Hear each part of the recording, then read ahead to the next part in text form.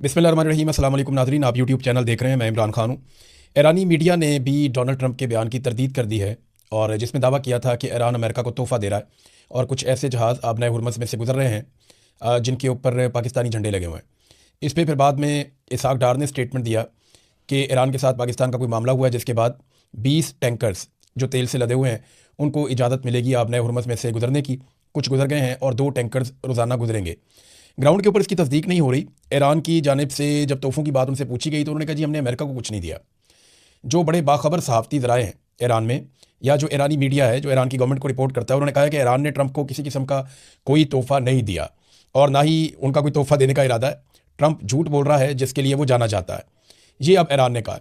अब दूसरा एक जो बड़ा सवाल है वो ये पैदा होता है कि अमेरिका और पाकिस्तान का दावा है कि सिर्फ पाकिस्तानी झंडों वाले टैंकर्स आबनाए हुरमुज़ में से गुजर रहे हैं और उसकी इजाज़त है, जबकि ईरान का दावा है कि कोई भी ऑयल टैंकर अमेरिका को तोहफ़ातन नहीं दिया गया और देने की ज़रूरत भी नहीं है, क्योंकि अमेरिका के पास तो अपना बहुत ऑयल है। वेनेज़ुएला भी उसके पास है, वो यहाँ से वैसे भी 1% ऑयल लेकर जाता है, तो वो इतना उसको चाहिए भी नहीं।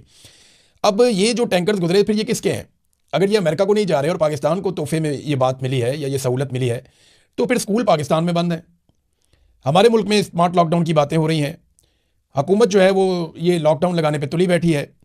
हमारी ही क्रिकेट लीग जो है वो बगैर तमाशाइयों के हो रही है।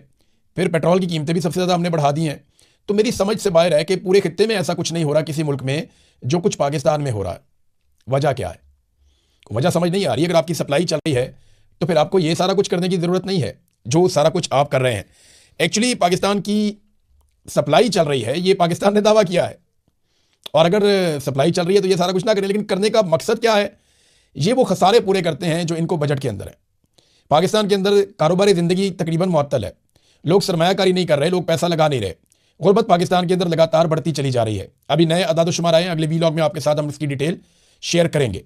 अब मामला यह है कि जितना पाकिस्तान की मईशत को तबाह कर दिया मौजूदा सरकार ने और मिलिट्री एस्टेब्लिशमेंट ने मिलकर अपने फ़ायदे के लिए, अब उसको कवर तो करना है। तो कवर करने के लिए इनके पास एक ही रास्ता बचता है, गैस, पेट्रोल और बिजली की कीमतें महंगी कर दें, अंधाधुंध टैक्सेस लगा दें, तनख्वाहदार तबके के ऊपर उसकी तनख्वाह में से टैक्स काट लें। तो यही उनके पास एक तरीका है जिससे वो 4 पैसे जमा करके अपनी हुकूमत बचाने की कोशिश करते हैं, या पाकिस्तान को डिफ़ॉल्ट से बचाने के लिए सारा बोझ पाकिस्तानी शहरियों पर ही डाल देते हैं। दुनिया में सबसे ज़्यादा जो हमायत है ईरान की, एक सर्वे आया उसके मुताबिक सबसे ज़्यादा जिस मुल्क में ईरान की हमायत है इस लड़ाई के दौरान वो पाकिस्तान है। 82% हमायत पाकिस्तान में है। सऊदी अरब में भी मुखालफत से ज़्यादा हमायत है। इसी तरह जो कीनिया है, तुर्की है, मिस्र है, बाकी ममालिक में भी काफ़ी हमायत मौजूद है ईरान के लोगों की या ईरान की हुकूमत की या ईरान की इस लड़ाई में इसराइल के मुकाबले में। लेकिन पाकिस्तान में ये हमायत दुनिया में सबसे ज़्यादा है, यानी 82% पाकिस्तानी ये समझते हैं कि वो ईरान के साथ खड़े हैं। अच्छा, बाकी बीच में ज़्यादा वो हैं जो इसके ऊपर राय नहीं दे रहे, और बहुत थोड़े से बिल्कुल ना होने के बराबर ऐसे भी हैं जो ये कहते हैं कि जी इसराइल के साथ हैं। है तादाद थोड़े बहुत ऐसे भी होते हैं हर जगह पर। क्या ईरान और अमेरिका के बीच में जो सालिसी का किरदार पाकिस्तान अदा कर रहा है इसको किसी जानिब से तस्लीम किया जा रहा है? अमेरिका ने ये स्टेटमेंट दिया कि उसको कोई ऑफिशियल स्टेटमेंट ना समझा जाए पाकिस्तान में जो बातचीत हो रही है, यानी अमेरिका का ऑफिशियल मौक़िफ़ अलग होगा। ईरान ने इसके ऊपर क्या कहा ये आपको यहाँ से पता चल जाएगा।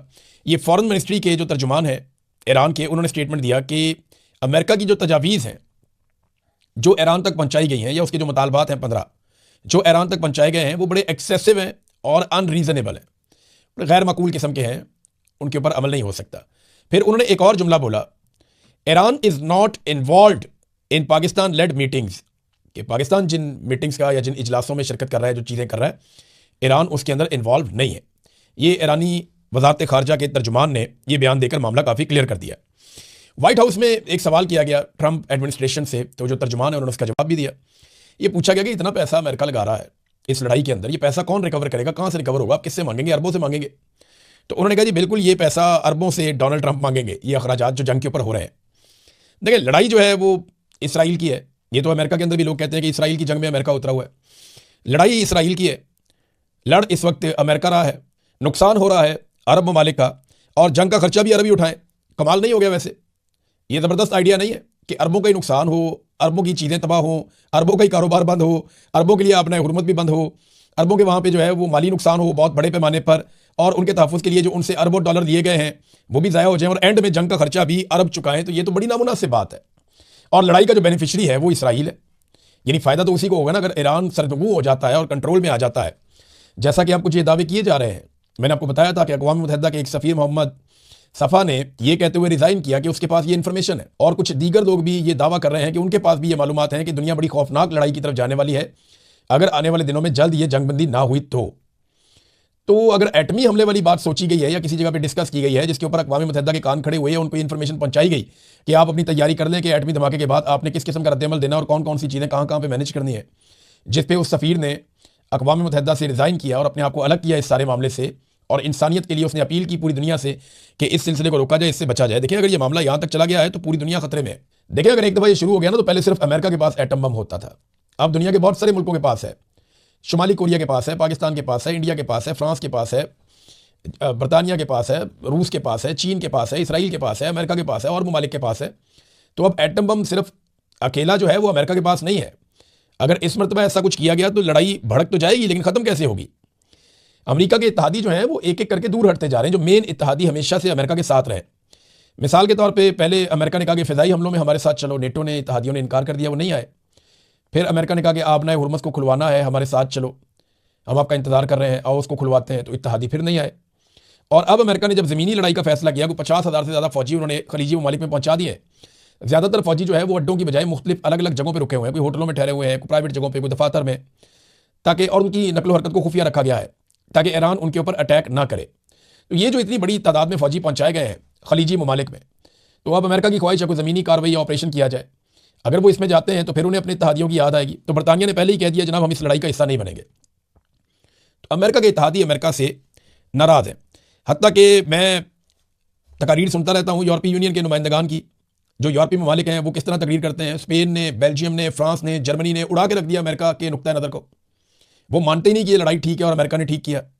वो शदीद मुखालफत कर रहे हैं अमेरिका की, बल्कि जर्मनी के अंदर तो ये मुतालबा भी हुआ अपोजिशन के प्लेटफॉर्म से कि जनाब अमेरिकन फ़ौजियों को निकालें यहाँ से। स्पेन ने अपने अड्डे देने से साफ इनकार कर दिया कि बिल्कुल कोई अड्डा नहीं है, ना फ़िज़ाई हदूद देंगे, ना कोई अड्डा देंगे, जाओ यहाँ से। तो अमेरिका के साथ आज तक कभी ऐसा हुआ नहीं था, लेकिन आज सारे ममालिक अमेरिका के सामने आकर खड़े हो गए। आबना हुर्मुज़ को बाईपास करने के लिए ना एक पाइपलाइन है जो फजीरा की तरफ जाती है, इसको फजीरा पाइपलाइन कहते हैं।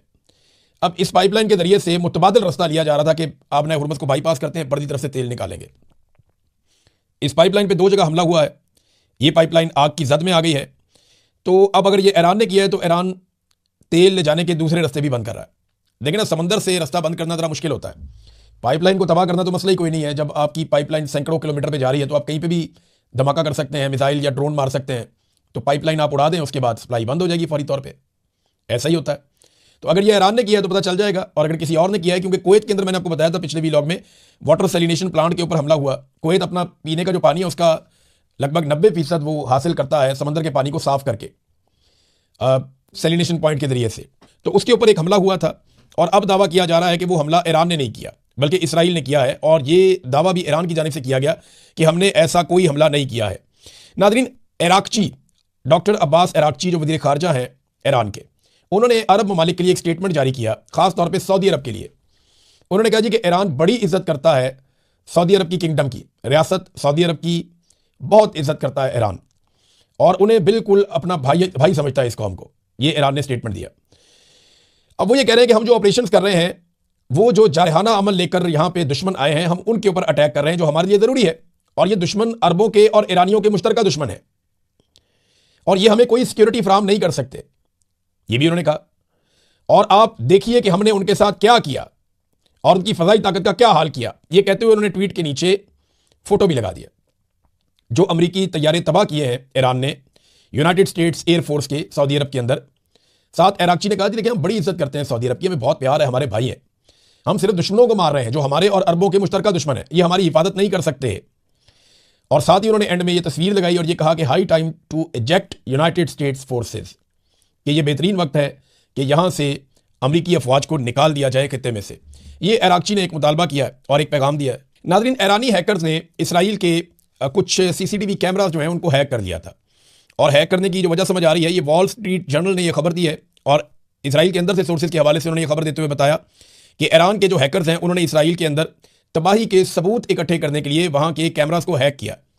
क्योंकि इसराइल देखे ना, चीज़ें सामने आने नहीं दे रहा, वो बताते ही नहीं है, कोई रिपोर्ट करता है उसको उठाकर जेल में डाल देते हैं। तो इसराइलियों की पॉलिसी बहुत सख्त है, उन्होंने सेंसरशिप लगाई हुई है कि जंग में होने वाले नुकसानात, लाशें, जख्मी वो बिल्कुल नहीं दिखाने। इससे खौफ फैलता है इसराइल के अंदर। तो अब इसराइल के अंदर नुकसान कैसे दिखाया जाए? तो ईरान ने वहाँ पे अपने हैकर्स के जरिए से कैमरों को हैक किया और ये 50 के करीब सिक्योरिटी कैमरे हैक किए गए, जिनके जरिए से वॉल स्ट्रीट जर्नल की खबर के मुताबिक ईरान ने वो फुटेज हासिल की है जिसमें इसराइल में होने वाली तबाही को दिखाया जा सकता है। ब्लूमबर्ग की एक खबर है, ये भी अमेरिकन मीडिया है, और इसकी खबर के मुताबिक ईरान की पार्लियामेंट ने आबनाए हुर्मुज़ पर टैक्स के नफाज का बिल मंजूर कर दिया है। यानी अब कानूनी और आईनी तौर पर ईरान आबनाए हुर्मुज़ से टैक्स इकट्ठा कर सकता है। यानी अब वहाँ से जो बहरी जहाज या टैंकर्स गुजरेंगे वो ईरान की शराइत पे गुजरेंगे और ईरान वहाँ से टैक्स भी इकट्ठा करेगा। ये अब उनकी पार्लियामान ने बाकायदा इस बिल की मंजूरी दे दी है। नाज़रीन, इस वक्त एक और बड़ी इंटरेस्टिंग खबर है। ईरान कुछ ऐसे मिसाइल इस्तेमाल कर रहा है जिनमें बारूद नहीं है, वो तबाही नहीं फैलाते और ना वो कोई बहुत महंगे हैं, वो बहुत सस्ते मिसाइल्स हैं। और ईरान उन्हें सिर्फ इसलिए इस्तेमाल कर रहा है कि इंटरसेप्टर्स को ज़ाया किया जाए।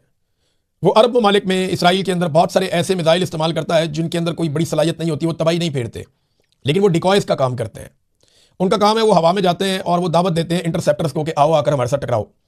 तो बड़े महंगे इंटरसेप्टर जिनकी कीमत जो है वो $2 से $4 मिलियन तक है, वो बड़े महंगे इंटरसेप्टर हैं, $20 से $40 लाख का एक इंटरसेप्टर है। वो जाते हैं 3-3, 4-4 उड़ के जाकर उन मिसाइलों को निशाना बनाते हैं और उन मिसाइलों की ना कोई कीमत है ना कोई औकात है, लेकिन वो महंगे तरीन इंटरसेप्टर्स को ज़ाया कर रहे हैं। ये ईरान की एक हिकमत अमली है लड़ाई में, जो अभी हाल ही में रिपोर्ट हुई है। और इसके ऊपर भी जो दिफाई माहिरीन है वो सर पकड़ के बैठ गए कि ईरान ने दुनिया का लड़ने का तरीका ही तब्दील कर दिया।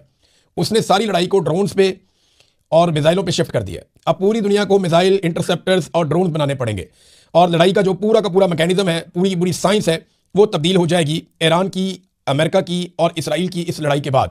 अमेरिका ने जो लड़ाई लड़ी है ये पिछली सदी वाली लड़ाई है। चाइना के जो माहिरीन हैं वो बार बार ये कहते रहे हैं कि अमेरिका के हथियार पुराने हैं और लड़ने का तरीका भी पुराना है, दुनिया आगे निकल गई है, वो इस सदी की लड़ाई को समझा ही नहीं है। आज तक अमेरिका ने सिर्फ अटैक किया, वापस अमेरिका के ऊपर अटैक नहीं हुआ। अब जब अटैक वापस हुआ है तो अमेरिका को समझ आ रही है कि वाकई में पुरानी वॉर स्ट्रेटजीज अब काम नहीं करती। नाज़रीन, अमेरिका की बात हो रही है तो रशिया ने भी अमेरिका की मिथ तोड़ दी है। अमेरिका बहुत सारी जगहों से मार खा गया इस मरतबा। अमेरिका का एक रोब होता था, एक दबदबा होता था, वो अब नहीं है। डोनाल्ड ट्रंप ने क्या कहा था कि क्यूबा हमारी झोली में आकर गिरेगा, हम क्यूबा को मजबूर कर देंगे।